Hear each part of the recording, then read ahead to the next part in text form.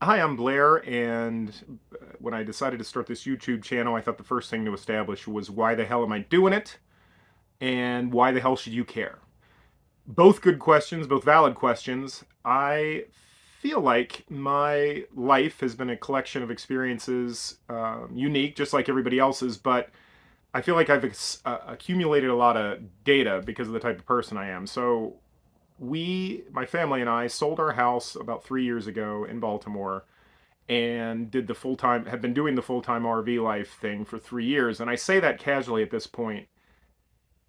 It is so overwhelmingly life changing what's happened in the last 3 years that it sort of is now commonplace, or that's not right, but so many times we stopped and caught ourselves and said, well, I can't believe we're doing this. And now it's just a perpetual state of this unusual thing that we've chosen is just how we live.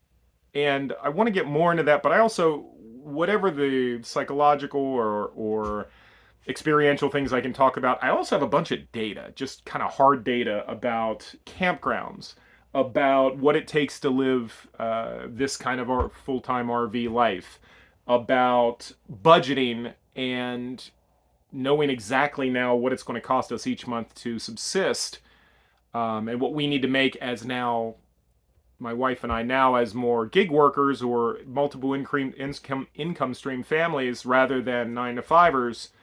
Um, we have a lot of experience now with doing.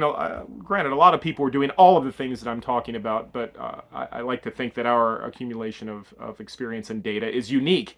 And I just want to share it for people who are interested in anything that I just said. So the budgeting thing, especially, it makes such a difference and is so calming in a time when, for all the freedoms that full-time RVing has allowed, finances is kind of the one that is always the one that, well, for us, causes us the most anxiety. And it's not a ton. I think we're starting to figure it out, but like anything else, no one wants to worry about money. So that's why I'm doing it. I want to share what I've learned, and in talking through these things, I've already learned a lot myself from some of my shorter posts, and I will continue to be sharing the psychology. The minimalism is a big one, having gotten rid of 95% of our stuff and now living in a completely different mindset than we used to be. I'm the kind of guy who had a box full of chair legs in case we ever found a chair that only had 3 legs. I mean, not hoarding, because it was very organized and it wasn't overflowing the living spaces yet, but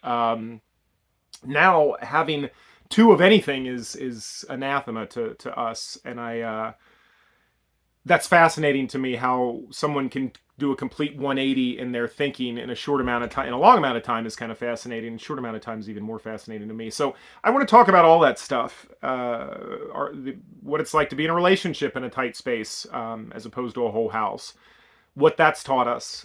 Child rearing. These two boys are now 5 and 7. They grew up through COVID and on the road now. So don't really know anything else. What they remember is this is house bus. They call it house bus, our house bus.